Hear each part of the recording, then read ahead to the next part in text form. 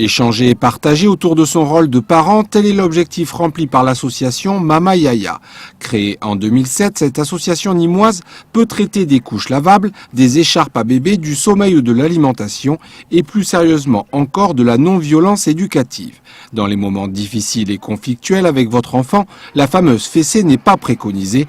Il existe des alternatives avant cet extrême. Pourquoi la fessée n'est pas préconisée ? Parce que ça laisse un impact physique, émotionnel, psychologique, et que par exemple un enfant qui est frappé, lui il va frapper aussi, et lui quand il va devenir un adulte, il va frapper. Donc l'idée c'est quand même de communiquer. Bon, si vous en avez un enfant qui est plus grand, on peut l'autonomiser par exemple quand on va faire ses courses. Donc par exemple on peut lui demander d'aller chercher telle chose dans tel rayon. On peut lui donner la liste des courses dans les mains s'il sait lire et nous aider.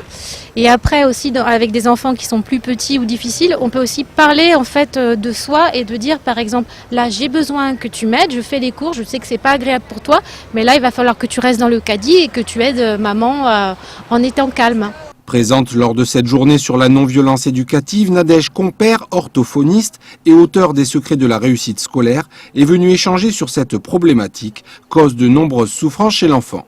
Les souffrances, c'est les enfants qui pleurent, les enfants qui arrivent en pleurant, les parents qui arrivent en disant aux enfants je vais te tuer, je vous assure, rien que parce qu'ils n'arrivent pas à apprendre à lire.